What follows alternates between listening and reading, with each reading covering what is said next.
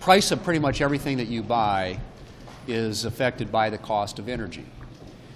If you look at what energy impacts, it certainly impacts the cost of transportation, fuel, impacts and increases the cost of heating and fueling our homes, increases the cost of groceries. Energy is a factor in literally everything that we do and contributes in a big way to the inflationary impact the American people have experienced over the past 4 years.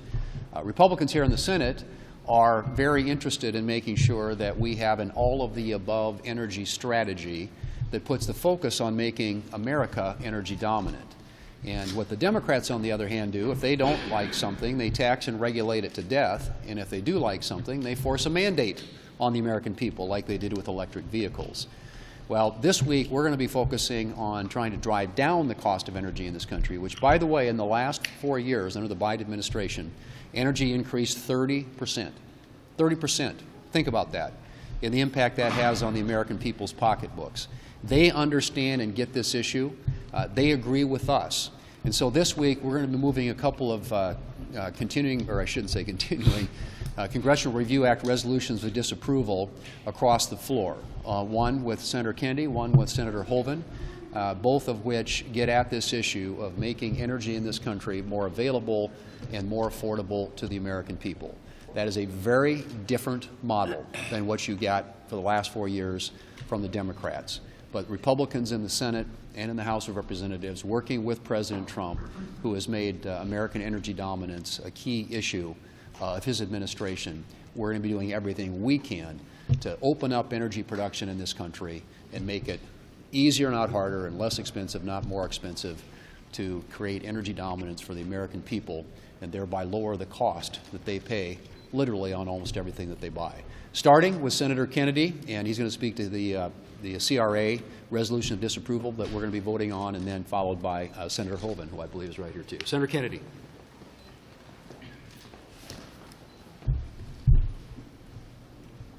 Since 1938, we have drilled over 6,000 oil and gas wells in the Gulf of America and built thousands of miles of pipeline. To do that, the oil and gas industry has had to spend billions of dollars to survey every square inch of the seabed in the Gulf. Every square inch has been surveyed and x-rayed. We found 4,000 shipwrecks. In the waning days of the Biden administration, BOEM promulgated a new rule that says if you want to drill a well or build a pipeline, you've got to survey it again. This, of course, increases the cost of drilling, which, of course, increases the cost of energy because the extra cost is passed on to the consumer, which, of course, hurts us in our fight to lower prices.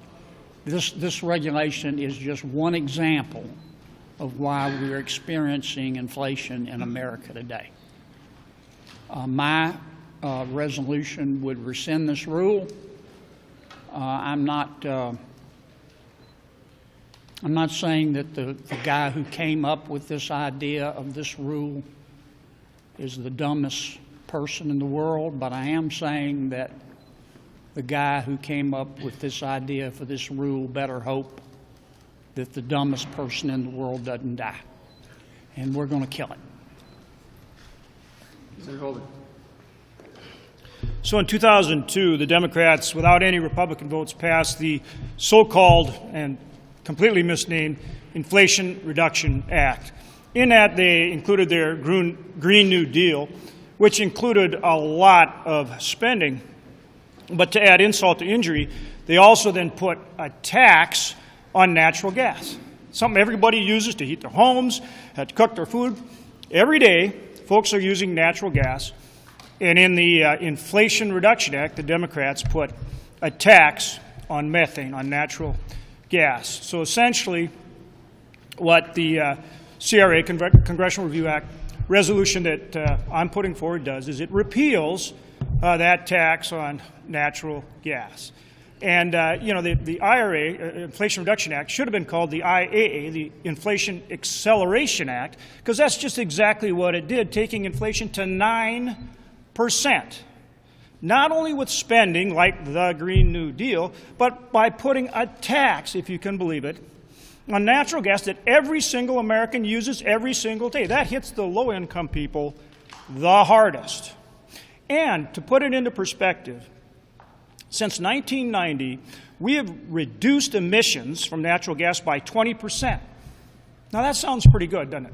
Since 1990, we've reduced overall emissions by 20%. And in that time, we've doubled the production of natural gas. Do the math on that one.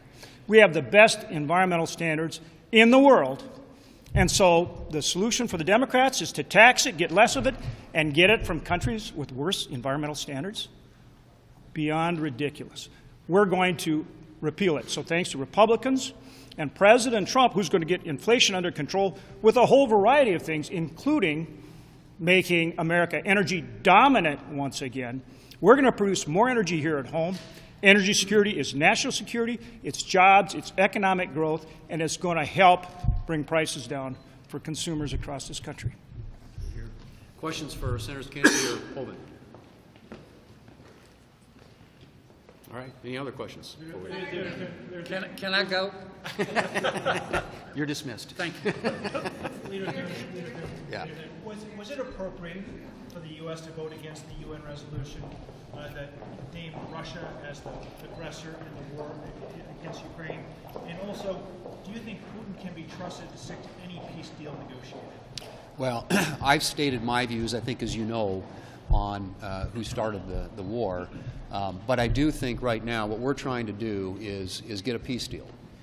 This is a horrific war. It's gone on for 10 years with tens of thousands, hundreds of thousands of casualties. And the administration is trying to bring it to an end. And so right now, I think we give them space, and let's see if they can bring a resolution to a war that has cost way too many lives already.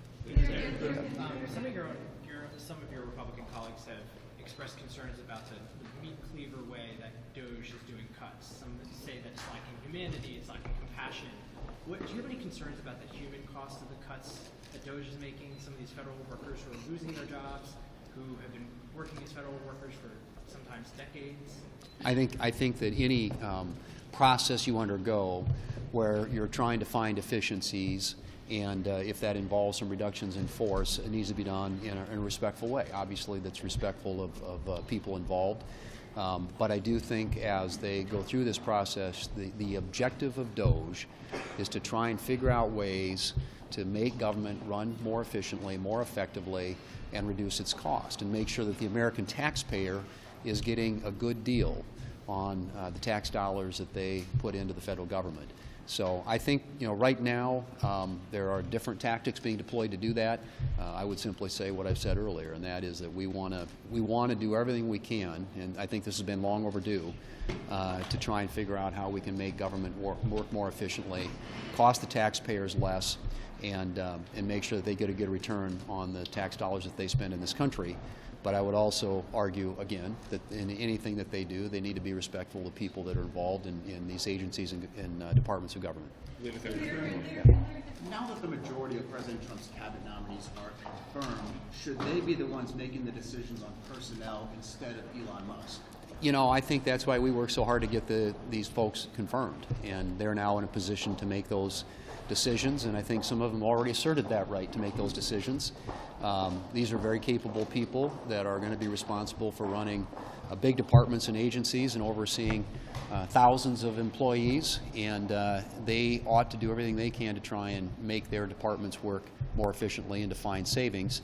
And in many cases, they are going to make those decisions on their own. And I think that's, if you've seen that already, some of them have asserted that right, and I think the administration, at least at this point, is providing some latitude for their managers of these departments and agencies to move forward. Leader Thune, is a continuing resolution the only way to avoid a shutdown at this point?